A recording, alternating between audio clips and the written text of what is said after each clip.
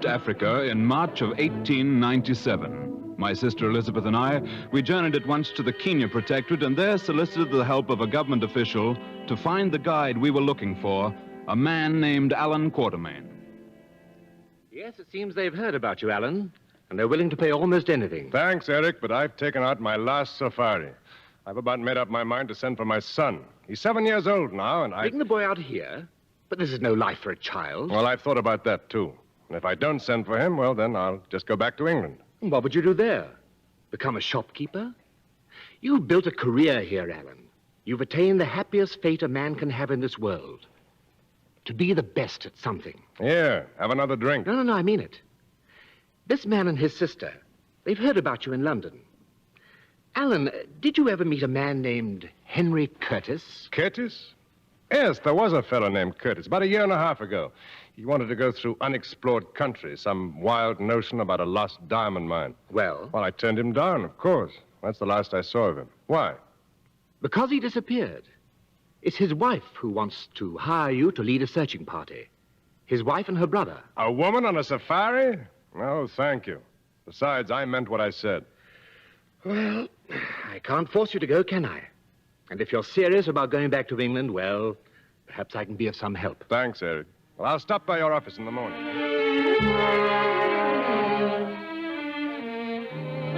I was in Eric Masters' office that following day when Quatermain came in.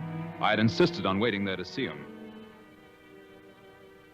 I told him it was useless, Alan, but he's a most persistent fellow. I came all the way from England, Mr. Quatermain. The least you can do is to give me information. If I can, I'll be glad to. The last word we had from my brother-in-law was a letter which he sent from here. He said he was heading west into unexplored territory. Mr. Masters tells me that you refused to guide him. I most certainly refuse. Why? Because when I die, Mr. Good, I hope it will be doing something slightly more sensible than trying to run down a legend about a lost diamond mine. You mean the country's dangerous? I don't know if any white men have ever been in that region before, but I do know that none ever returned to tell about it. Yes, Mr. Good, it's dangerous. But you must admit, Alan, that as far as we know, Henry Curtis could still be alive. Well, as a captive, perhaps, but the chances are very slim. My sister feels if there's any chance at all, she must pursue it.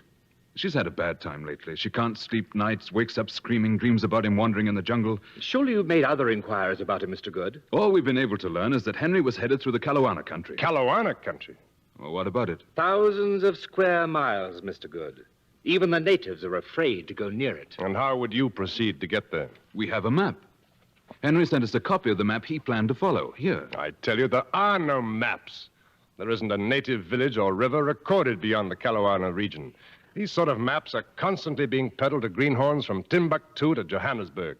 You may be right, of course. Henry said he bought the original map to King Solomon's Mines from an Arab trader who claimed it was 400 years old. The Flying Dutchman, Mr. Good. Captain Kidd's treasure. All right, there is no diamond mine. But at least the map tells us where to look for Henry. And with your help, we'll follow it. Mr. Good, I assure you, you have absolutely no idea of the dangers of such a trip. Neither have I. But at least I can guess.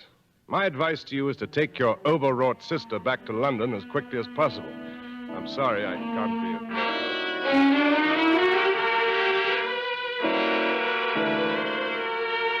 I told Elizabeth about my meeting with Quatermain. She left at once to see him herself. My brother told me your reasons for turning us down, Mr. Quatermain, but there was one argument he neglected to use. What was that? Money. Well, that's a very good argument, Mrs. Curtis. I'm willing to pay almost anything. I can't understand your determination to go on with this foolishness. Well, for one thing, it's quite possible that you're exaggerating the dangers. With proper equipment and your services, we should be able to manage. I'm not afraid. Your courage does you no credit, Mrs. Curtis. It's the result of ignorance. What is your usual fee for a safari? Oh, £200 and all expenses. I wouldn't undertake this one for 500. Would you for 5,000? 5,000? Oh, that's a great deal of money. I mean it. It's more than I could save in a lifetime. Would you pay it, win or lose? Yes. Even if you backed out before we got a tenth of the way?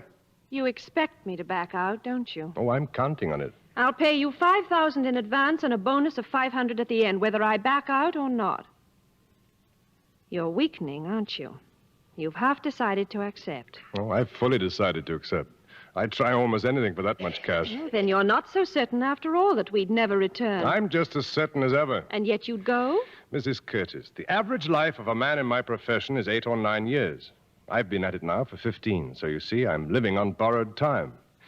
My wife died here 6 years ago. Sooner or later, an animal, a native, or some sort of disease will get me. But I have a son in England. Now, the money you're offering would provide for him very nicely until he's old enough to take care of himself. I see. So I'll take your safari. But before we leave, I'd like to send the money to England. You can pay the bonus when we return. You mean if we return? No. From now on, we'll say when we return. What I privately think must never darken the spirit of this fine safari. Mr. Quartermain, there's something else on your mind. What is it? I simply don't understand your motives. You don't understand? Or you don't believe them? Well, frankly, I don't. But it's wiser if we don't discuss it, Mrs. Curtis. Why? Well, because on a safari, it's better to travel with people one likes. Oh, in that case, you better tell me now and give me time to recover. Now, what about my motives? Well, it's occurred to me that since your husband's body was never found, you can't inherit his money until you've proved that he's dead. One of the reasons my husband went looking for that diamond mine was the possibly foolish hope of finding a fortune of his own. You see, I hold all the wealth there is in the family. Oh, I still don't understand. That I'd be willing to risk my life for my husband. That you propose to throw it away. That's not normal. It has a smell of sickness about it. I happen to love my husband. Or is that something else you can't understand? Perhaps. But I have known people to make elaborate sacrifices for reasons they themselves don't quite understand. Sometimes to expiate a feeling of guilt. If I were you, I'd examine my own motives, Mr. Quartermain. A man who doesn't care whether he lives or dies is not exactly a wholesome specimen. I'm risking my life for a man I love. You're doing it for money. I told you that I had a son in England. No, it's not your son. There are things you can do for him other than toss your life away. What's your sickness, Mr. Quartermain? Just nothing to live for? I'll meet you in Mr. Masters' office at 10 o'clock tomorrow morning. Good night, Mr. Quartermain.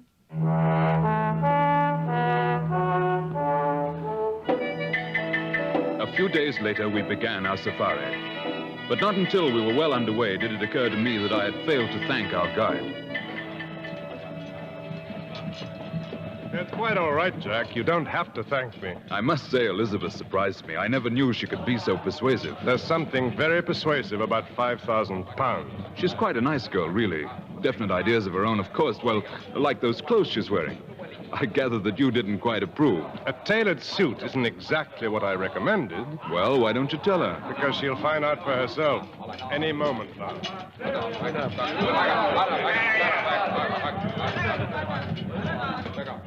In charge of the natives was Quartermain's personal servant, Keeper.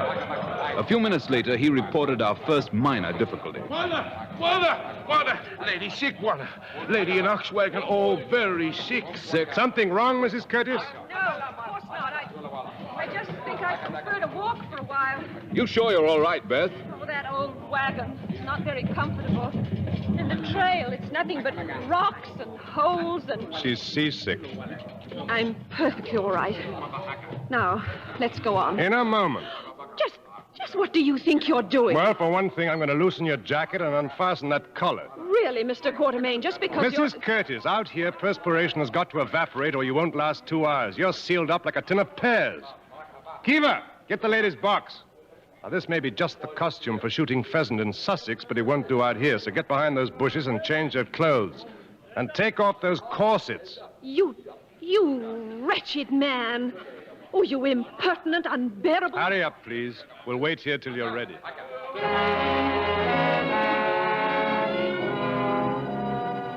Yes, with each plodding mile of our journey, our complete dependence upon Alan Quartermain became increasingly evident.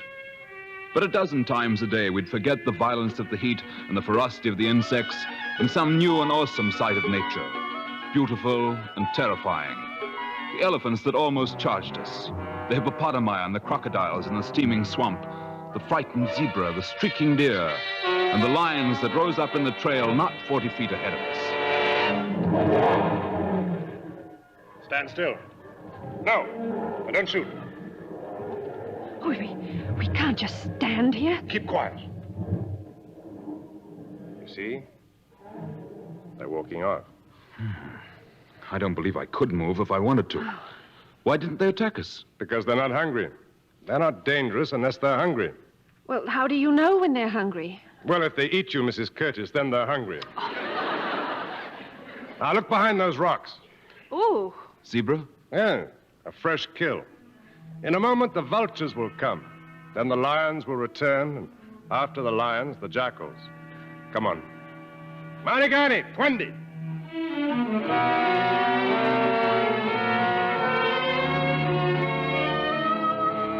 The days went by, and we became a little more accustomed, Elizabeth and I, to the endless walking, to a diet of freshly killed meat, and to the ever-present perils that beset strangers in a land where they do not belong. One night after supper... I see that you're looking at the map, Mr. Quatermain. Well, how far have we come? Well, this is where we started from, and now we're somewhat about here. Oh, that took us 7 days. We have to head for the Kalawana village, which lies about here. Now, here's the other map, the one Curtis sent you, Jack. It seems to start where your government map ends. That's right. His map starts at the Kalawana village. Well, we know where that is, but we know very little else about them. You've never been among them? I'm a hunter, Mrs. Curtis, not an explorer. No white man has been near the Kalawanas in years. They're feared as much by the natives as they are by the whites. You mean our own natives, too? Yes, we'll probably have trouble persuading them to go much further. Well, we can't even be sure that my husband reached the Kalawanas. No, but we'll inquire of other tribes on the way. How long will it take us? Weeks? Months? I don't know. I've never taken a woman on safari before. Have I been such a handicap? No, Mrs. Curtis, but the fun hasn't started yet. When it does, I'm sure we'll all enjoy it. This veldt is the easy part, but we've got jungle and rivers ahead of us. Those natives, what are they chattering about? Probably about deserting us. No. They're talking about their work. All the money they've earned, about their wives and sweethearts, all the things they're going to do when they get back home. Once in a while, they talk about you. Really? Yeah. They call you Mem Sahib Niwali Nikunda. That means the lady with the flaming hair. You see, they've never seen a redhead before. Oh. And what else? Well, a moment ago, they were saying that you're very fortunate because Bwana Alani, that's me, will protect you from lions, leopards, elephants, all the terrors of the jungle. And what are they saying now? I mean, right now. Well, they're saying that I'm very fortunate, too. Well, Kiva. Cloth house is ready, Bwana. Time to sleep. I'd say he's got the right idea. I've never been so tired in my life. Good night, Ellen. Sleep under the netting and keep your rifle handy. Oh, you tell us that every night. And you wake up every morning, reasonably intact. Good night, Mr. Quatermain. Some hours later, I was awakened by screaming. The sort of scream I had heard before all too many times. I saw Quatermain rushing to Elizabeth's tent. What is it? What's wrong?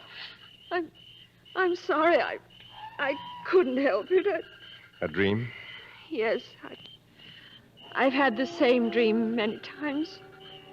I'm sorry, I truly am. Get back to sleep. We've 2 hours yet before daylight.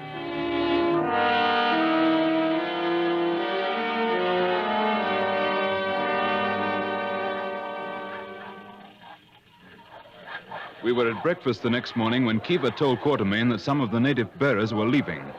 Well, isn't there something you can do about it, Mr. Quatermain? No, nothing.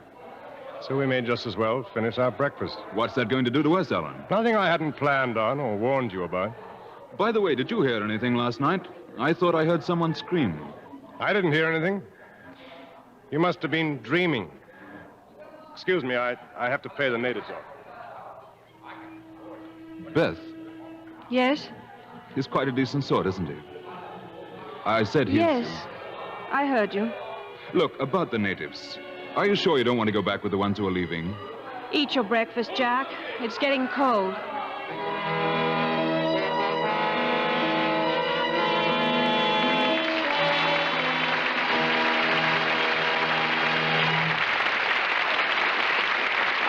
We'll continue shortly with Act Two of King Solomon's Mines.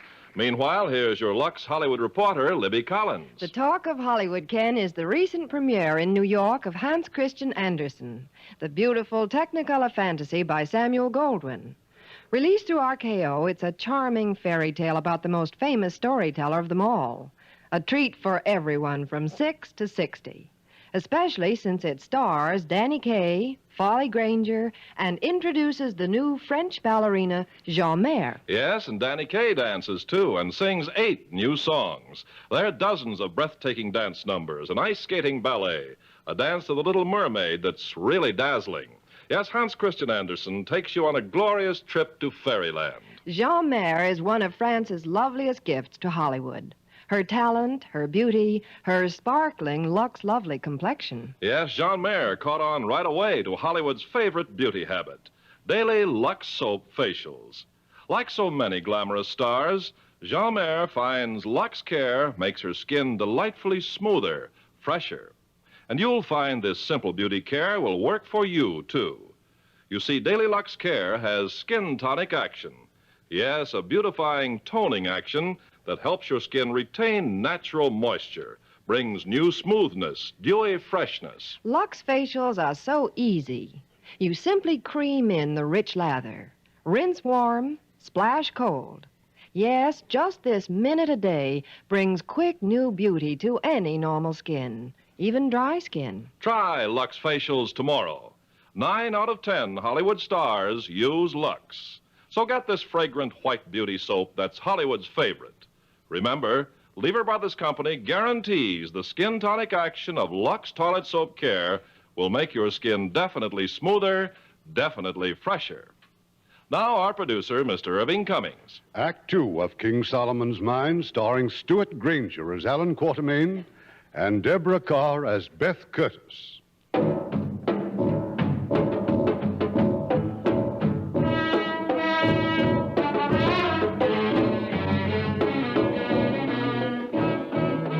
The following week, we reached the jungle. It was as different from the veldt as the veldt had been from Mombasa, but just as overpowering, a dark place filled with secrets. I suppose you had your reasons for warning us, Mr. Quatermain, but if this is jungle, it certainly seems peaceful enough. Well, stop for a moment and I'll show you what I mean. Now, here's one small area, this little clearing. Not half as large, probably, as your own garden at home. Well, right here, there are 1,000 creatures, living, reproducing, killing, being killed, eating, being eaten.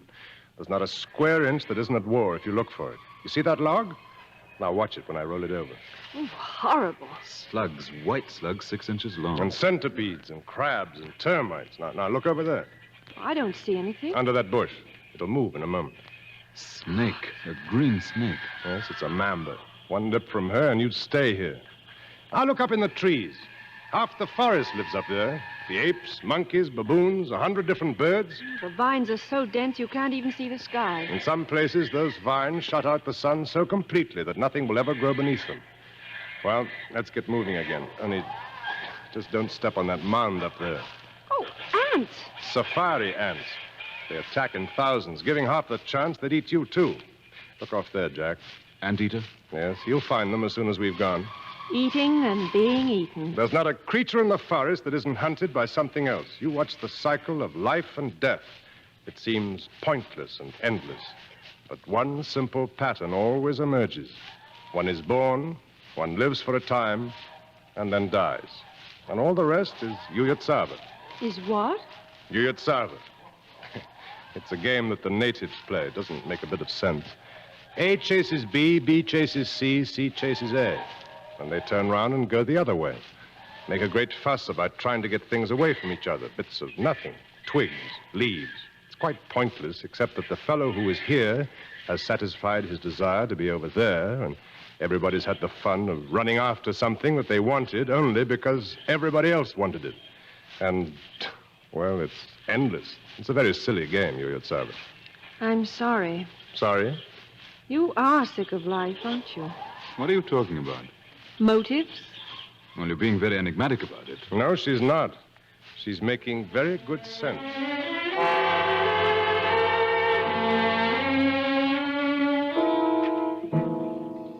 I I suppose I puzzled over motives for most of the day as we struggled on through the jungle. But then something happened that made me forget completely about it. It's all right. Kiva just shot an antelope. It's not proper for visitors to call without bringing meat. Visitors? Yeah, we've been watched for more than an hour. These people are the Zahambaris. Now, don't start screaming. There. There in the bushes. There's a face over there watching us. That's right. Oh, look, there's another. What do they want? Are they surrounding us? No, Then why are they being so quiet? Why don't they say something? there's nothing to say. They know who I am. They're just checking. Alan, we'd better stop. Don't you see those fellas staring at us? Don't worry, Jack. They're acquaintances of Mr. Quatermain with nothing to say, just checking. Kiva, leave a bag of salt with the antelope. I always thought it was beads they wanted. If you had to live here, you'd find a bag of salt worth 100 times its weight in beads. They're not stupid, you know. But I am. If that's what you mean, why don't you just come out and say so? Mrs. Curtis, I thought we had an understanding that when...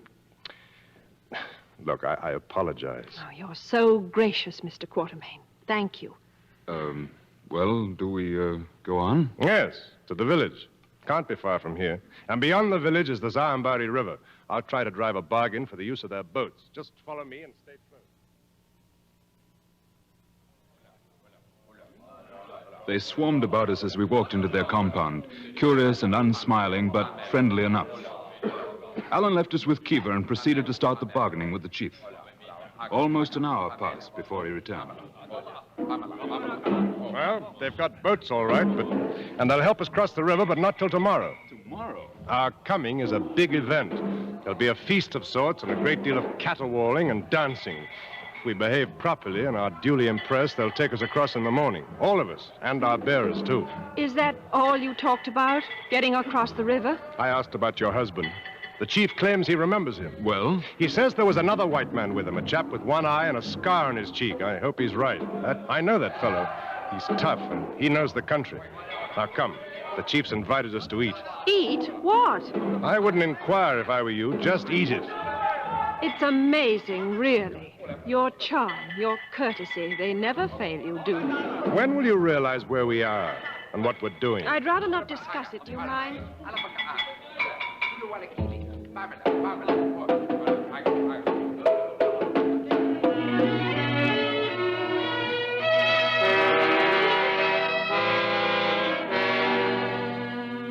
Once across the river, Alan drove us harder than he ever had before. It was a desperate trek through knee-deep swamps teeming with crocodiles and water snakes. Nor would he halt even when we reached higher ground. We made camp only when it was too dark to go any farther. Just look at me. I'm nothing but cuts and scratches and bites. Well, just hold still, dear. This ointment will take the sting out of them anyway. Beth, I've been thinking, what would you say? Oh, if there's one thing that bothers me more than anything else, it's those horrible centipedes. I've counted 40 varieties. Have you noticed the one that leaves that slimy trail? It's that long, Jack. It's that long. Yes, dear, I know. I think I'll have one stuffed and mounted. It'll make a far more interesting trophy than the usual lions or panthers. Yes, I'll take a panther any day. Or Alan Quatermain. No, he's not a bad sort, Beth. What's wrong between you two? Does something seem wrong? Well, you keep watching each other. Each of you seems to be hoping the other will fall on his face. Beth, I've made a decision. I think we should turn back. I just mentioned it to Alan. He's willing if you are. He'd like nothing better than to see me give up. That swamp, I'm sure he took us through it deliberately. Oh, that dreadful man. That's not true, Beth. He asked me this morning if I thought you were up to it. You're being unfair. Nevertheless, we made a poor choice in our selection of a guide. His heart's not in it. I wonder. Oh, look at my hair. I've lost all my hairpins. It's nothing but a trap for every fly, every mosquito, and every ant in the forest. And they bite. Did you ever think of trying pigtails? I remember when you wore them, and very attractive they were. I'm a grown woman, Jack. Well, sometimes I wonder about that, too. Beth, I think you owe that man an apology and some gesture of friendliness. Well, he says we'll be eating in 15 minutes. I never want to eat again. Do you know what they served us yesterday in that wretched village? I asked Kiva. Snake. We ate snake. Yes, dear. And rather good, I think.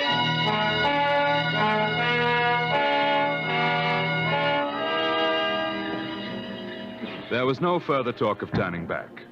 Elizabeth didn't even mention it, and her determination to continue was expressed perfectly in her hair. Her beautiful hair, of which she was so proud. She cut it off. We were now at the start of the hill country. We stopped at a stream, a waterfall. Well, how was your bath?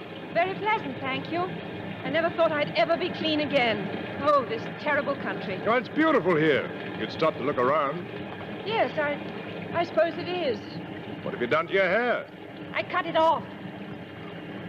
Good idea.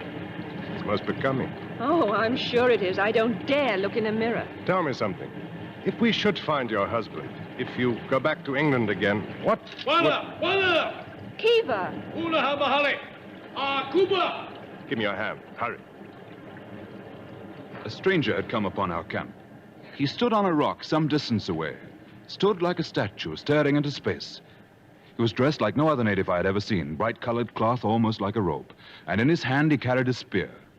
Good heavens, what a strange-looking creature. Alan, who the devil is that? I don't know. Dio, Karibu!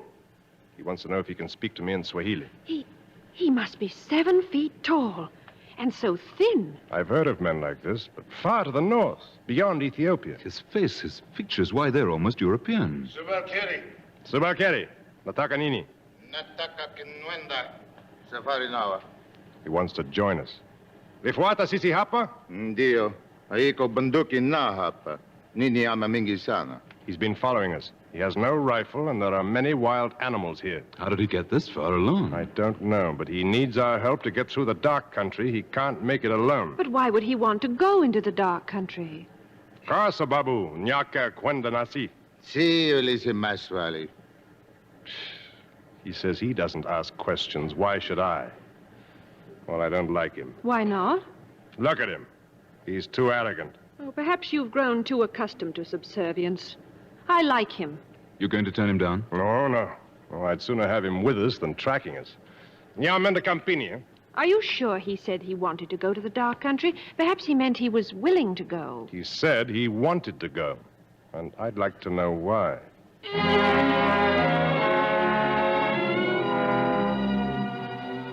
His name was Umbopa.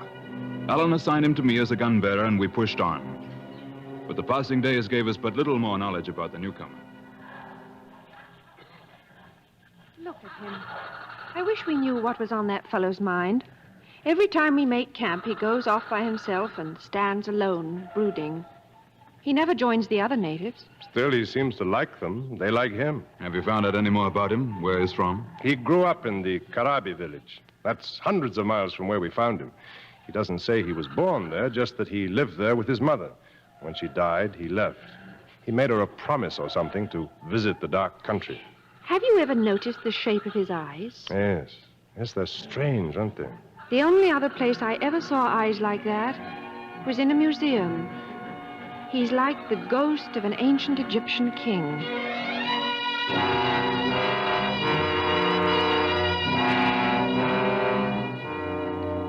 That night, our first real disaster occurred. Our native bearers disappeared. They'd run away. They're not only gone, but look, they've stolen half our supplies. Well, we couldn't carry them anyway. They took very little more than what they'd earned. Alan, why did they disappear? Because we've entered the Kalawana country. Well, there are just the 5 of us now. The 3 of us, Kiva and Umbopa, which means we must make a decision. Shall we go on or not? Oh, I don't know. What do you think? Oh, I'm being paid. I haven't finished my job yet. Well, that's scarcely the right answer. Beth, please. We've got to weigh our chances. Exactly. And from now on, the conditions of travel will be the same whether we continue or turn back, won't they? But if we turn back and head south, we may be able to pick up some bearers from the friendly tribe. Well, we've come all this way just to get to the Kalawanas. You said yourself that among them we might get the first accurate news of Henry, good or bad. Uh-huh.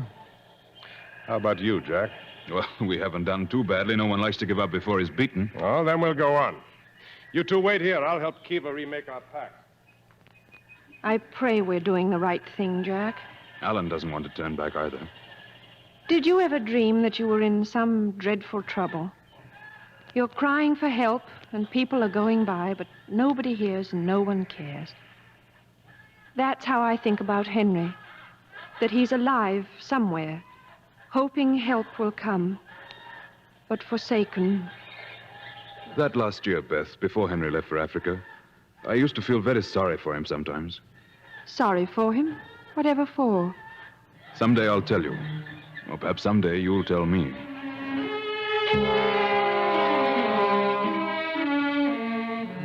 Any doubt we may have had of being in the Kalawana country vanished the following day. Far off through the jungle, we heard a sound. A horn of some kind, and its meaning was clear enough. The Kalawanas had found us.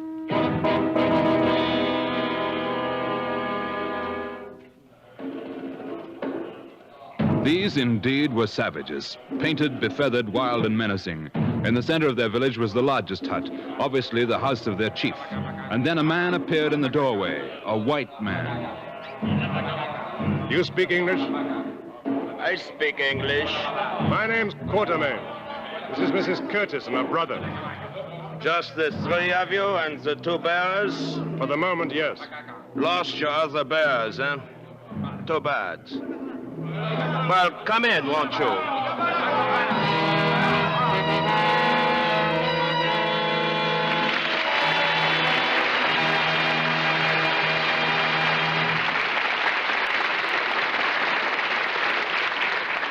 Before we continue with Act 3 of King Solomon's Mines, here's Mr. Cummings to introduce that popular Hollywood commentator, Francis Scully. Hello, Francis. So nice to see you again. Oh, it's always a pleasure to be here, Irving. Last time we met, it was at the preview of the Metro-Goldwyn-Mayer's latest Technicolor epic, Plymouth Adventure, produced and directed by my good friends Dory Sherry and Clarence Brown. Yes, with those four wonderful, unforgettable stars, Spencer Tracy, Gene Tierney, Van Johnson, and Leo Ginn. And a magnificent story.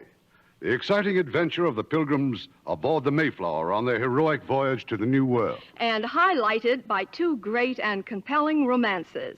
First, the emotional conflict between Spencer Tracy, the Mayflower's captain, and Gene Tierney, a pilgrim. Then, of course, there's the charming love story between Van Johnson, who plays John Alden, and Dawn Adams as Priscilla. What a treat moviegoers will have in one of the most adventurous sea stories of all times, Plymouth Adventure. Yes, and what a treat it is to look at beautiful Gene Tierney. One glance at her lovely fresh complexion tells you that Gene is faithful, day in and day out, to Lux Soap Facials. Gene knows that a glamorous complexion needs the very finest care, and that's where Lux Toilet Soap comes in. Daily Lux Care has skin tonic action that gives your complexion new, dewy freshness, romantic softness. Ken, I know so many Hollywood stars who are grateful for the smoothing benefits of Lux Care. And these glamorous stars love Lux in their bath, too, for all-over loveliness. Yes, Lux makes your daily bath a delightful beauty treatment. Its creamy, rich lather leaves your skin sweet, fresh, satiny. And even in hardest water, Lux lathers abundantly. Well, I've heard compliments galore about that flower-fresh perfume of Lux. It clings and clings, so you're sure of daintiness. Try Hollywood's favorite beauty pickup. Get the big bath-size Lux Toilet Soap tomorrow. You'll find life's lovely when you're Lux lovely. We pause now for station identification. This is the CBS Radio Network.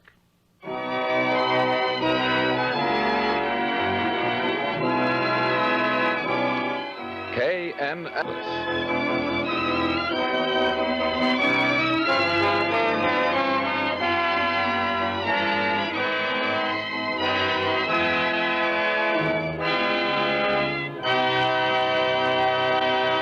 The curtain rises on Act 3 of King Solomon's Mines, starring Deborah Carr as Beth Curtis and Stuart Granger as Alan Quatermain.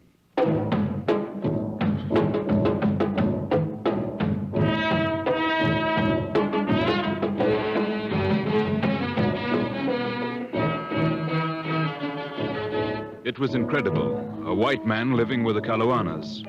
He stared at us for a moment, and then he started to smile. Forgive me.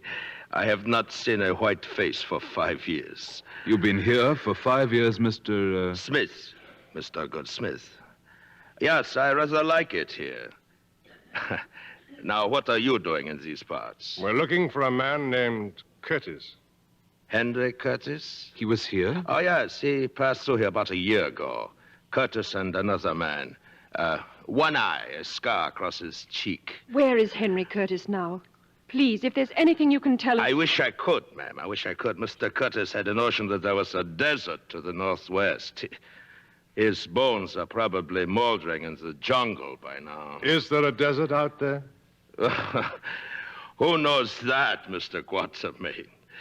Nobody ever goes as far as that. Why not? Taboo, legends. What about? Oh, monstrous gods and terrible animals. But not about the desert. No. Not even about diamond mines. No, I know. Curtis was after the mines. Crazy fool. I knew he couldn't last long out there. So I let him go. Are you saying you let Curtis go because you were sure he would die? It was not my business. You've been here for 5 years, Mr. Smith. You must know these Calawanas rather well. Are the stories of murder true? Murder? Oh, that is such an unpleasant word. I will tell you this. They are by nature very warlike. Have you heard any rumors about Curtis? From the natives, I mean. Nothing, unless you believe what One Eye said when he came back. Came back? Oh, yes, he came back. Alone. Well, what did he say? The natives found him. He was dying. He lasted 3 or 4 hours. He died right here in my hut. And they buried him. That is, I think they buried him. What did he die of, Mr. Smith? Exhaustion, maybe. Starvation. He said nothing before he died? He was out of his head, kept talking about burning sun and burning earth. But what did he say about Henry Curtis? Not one word, ma'am. If you ask me, he deserted Curtis and tried to come back. Well, he almost made it. To these natives, he died because he broke taboo. And sometimes I am not so sure that... What are you doing, Mr. Quatermain? If you mean to point that revolver at me, then I advise you that you... Just listen carefully, Mr. Smith. We're getting out of here, and you are taking us. Am I?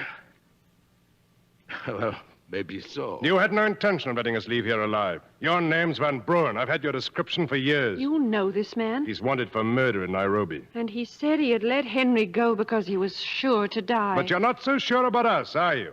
So you're going to get us out of here before those Calawanas start carrying out your orders? I am not so sure that I am able to control them, Mr. Quatermain. You'll walk out first. We'll be right behind you. Elizabeth, you know what this means. Are you ready? Yes, I'm ready. All right, Mr. Smith, start walking.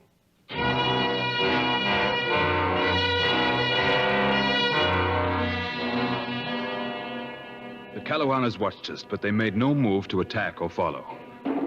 But once we were in the jungle again, the beat of their drums and the weird sound of their war cries were all too clear in the distance. They wanted the sport of pursuit before they ran us down and killed us. We ran as long as we could with Alan still keeping Smith covered, and then... Get up here with us. You've got to keep up with us. I can't keep up. I just can't. Hey, Kiva, take my rifle. Keep him covered. Please, Elizabeth. You've got to try. If we can shake them off for just a few minutes. Somehow, Smith had wrested the rifle away from Kiva and killed him. But Umbopa, too, had fired, and Smith's brief grasp of freedom was over. And then Umbopa was saying something to Alan. He's going out to make a false trail. He's going to lead them the other way. Now, we've still got to run for it, Elizabeth. All right, then I'll carry you. Straight ahead, Jack. Bear to your left and hurry.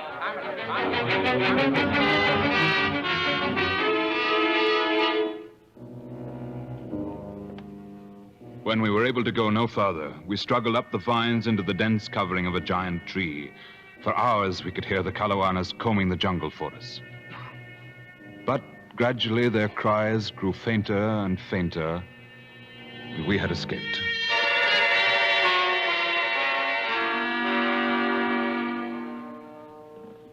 Elizabeth, it's all right.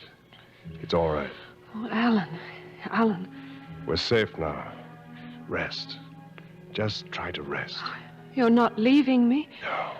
Oh, when you're close to me like this, Just shut your eyes. I've behaved so badly, Alan. Have you? No, not really. If I've seemed angry with you, it's only because you matter so much to me. Nothing must happen to you.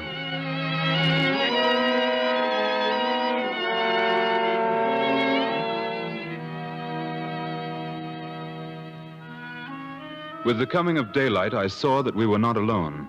Umbopa had returned. He was standing motionless, quite as we had first seen him, staring off into the distance. It's difficult to recall in detail our escape from the jungle, or the number of days that passed before we were done with it. But the moment came when we stood at its edge and caught our first sight of what next lay before us. It's the desert. Look, it's the desert. The map was right. But where does it end? The map doesn't say that, does it? Oh, we'll have to cross it somehow. And we'll stay here until dark and go by night. It'll be too hot out there to travel by day. There may even be a diamond mine out there. If the map was right about the desert, it may be right about the mine. I'll be happy if it's right about the water hole. We'll need water more than diamonds. Alan, have you ever thought about the problem of getting back? Yeah, I was hoping no one would ever mention that. But we can always sprout wings and fly back to England. Oh, you're being awfully cheerful about it. Well, for one thing, I don't care. I want to see what's out there.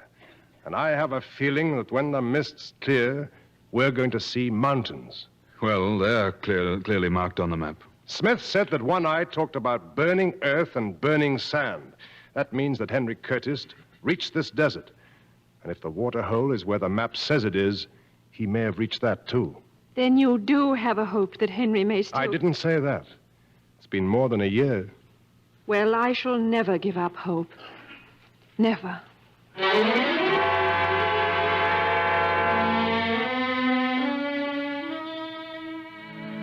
Yes, we could see the mountains far across the desert.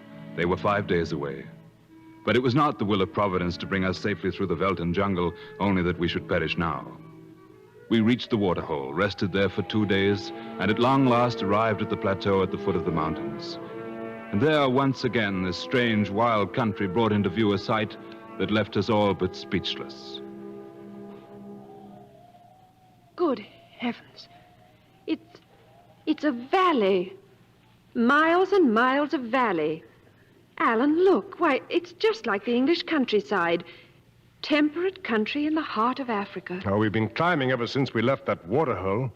This plateau must be much higher than the desert. Oh, even Umbopa seems impressed. He's found something. Yes, he's pointing to that mound of rocks. Some natives bury their dead that way. Bury their dead? There's a marker on the rocks, a rifle. Take it down. See what it looks like. It's his. It's Henry's rifle. What makes you so sure? There's a message scratched on the stock. Here, read it. Ammunition gone. Heading northwest. Inform my wife, 73 Grosvenor Square, London. Henry Curtis. He's alive out there somewhere. Elizabeth, you wait here with Jack. I'll take Umbopa and look around a bit. Beth, Yes? you said someday you'd tell me. You said you'd tell me. You weren't in love with Henry. You treated him badly. That's why he left England. That's about it. Hasn't this trip been penance enough? More than enough. In more ways than you can guess. But I think I can guess. It's Alan, isn't it? He loves you, Beth, and you... Oh, the human heart's a strange thing. When I started on this trip, I was very confused. I thought my motives were so noble. But Alan guessed the truth the first time I met him. It was guilt. I know it now, and I'm better for knowing it. The nightmares are over. But another sort of nightmare seems to be beginning. What are we to do? Can't we face that when we come to it? I have a feeling we'll be facing it sooner than... Oh, look. Alan's waving at us. He's calling us. Come, quickly.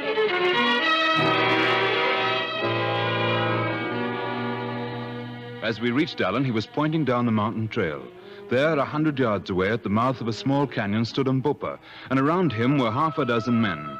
Like Umbopa, they were very tall and thin. Their faces bore the same almost Semitic features, and again, like Umbopa, they wore brightly colored toga-like garments. But strangest of all was their conduct. They were touching their hands to the ground and then to their foreheads. Bewildered, we looked at Alan. These are his people. Umbopa's come home. They're bowing their heads. They're saluting him. Yes. It appears we've been traveling with a king. He just told me. These people are the Watutsi. When he was a boy, his throne was taken away from him by his cousin. Well, he's come back to claim it. You mean those men recognize him? But if he's been gone for years... There's a mark on his body, the figure of a snake. Every time a king is born, they carve that snake on him. He wants me to join them. Diego! Alan, about Henry. Yes, of course. I'll find out whatever I can.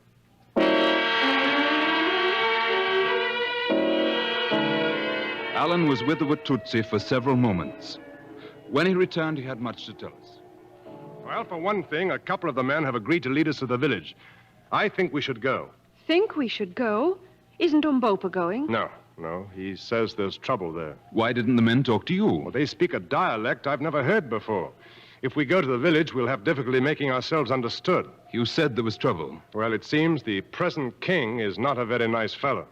One of them, the old man, says there's a civil war brewing. And with Umbopa returning? Exactly. It can very easily come to a head. Almost half the village is scattered now among these hills. The rebels. Umbopa wants to talk to them first. Well, then why don't we stay here with him? Because one of the men told Umbopa that a white man had come to their village before. Alan. Yes. Your husband. It's almost a certainty. Then I want to go to the village. Now. Well, it promises to be quite exciting. Exciting? I'm sorry. Well, let's get ready.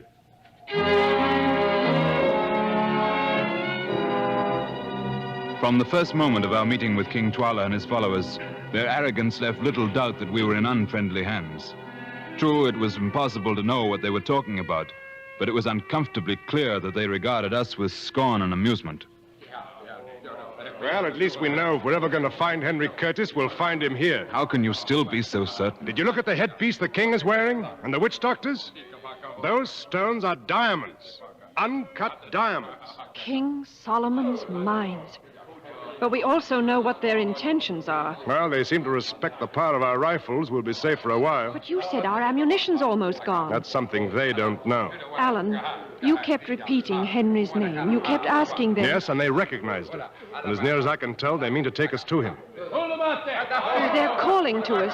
They want us to follow them. And we'd better go. It's just one more chance we'll have to take. Well, at least it will soon be over, one way or another.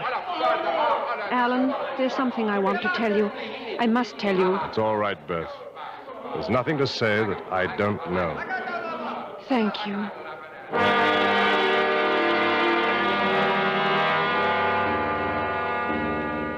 A dozen Watutsi led us out of the village. About a mile away, at the base of a rocky crest, was an entrance to a cave. They lighted torches and gave them to us, but only one of them came with us. It was a labyrinth inside, dark twisting channels and lurching shadows. At almost every turn there was a choice of passageways, but our leader never hesitated.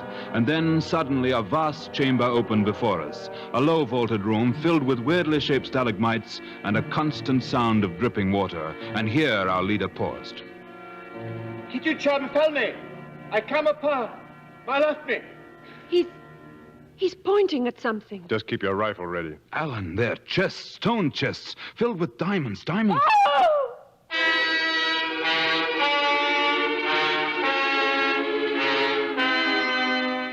There, on the floor of the cave, was a human skeleton. Alan put his arm around Beth and led her away. On one of the fingers was a ring. Yes, we had found Henry Curtis. When I looked up, we were alone. The Watutsi had disappeared. And then we knew what had been planned for us. He had loosened the rocks and sealed the entrance of the cavern.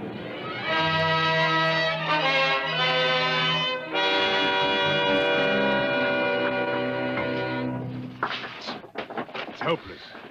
We'll never dig our way out of here. The only end of this is suffocation. Alan, wait. Our torches. Look at the torches. Well?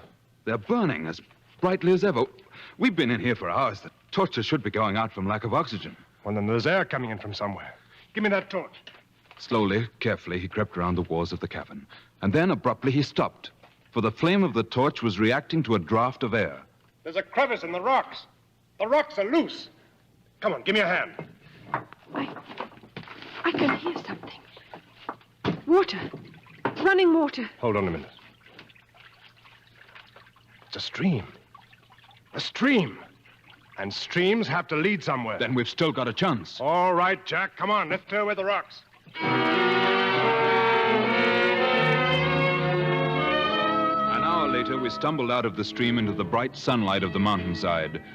We were close to the village again, but hidden from their sight. There was great activity below us. Something of vital importance was taking place. And they're celebrating our death, probably. Elizabeth, can you go on? The sooner we get out of here, the better. But where could we go? Anywhere. Perhaps we'll find Umbopa. At least Umbopa's in the village. Look, they're in the compound. They're fighting Umbopa and the king. But how could he have come near the village? If the king found Umbopa, why wasn't he killed? It seems to me I've read about this sort of thing somewhere. Yes, perhaps they're not quite the ignorant savages we so often think they are. What are you talking about? An ancient custom. When there are two claimants to a throne, they must settle it by hand-to-hand combat. They discovered that it saves war and bloodshed.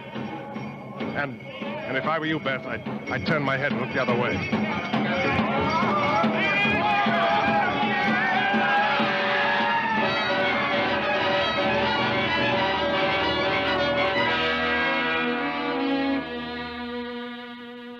When the awful struggle was over, the Watutsi had a new king, the rightful king, Umbopa. And the simple kindnesses we may have shown to him were now returned to us 1,000-fold. No, not with the diamonds of King Solomon's mines, but with all that we might need in men and supplies to see us safely back to civilization. Once again, we started on safari. Beth, I'm not much good at apologies. You owe me no apologies, Alan. For what I said the night of our first meeting. But you were right. You were right, too. You said I was sick of living. But suddenly life never looked so good to me.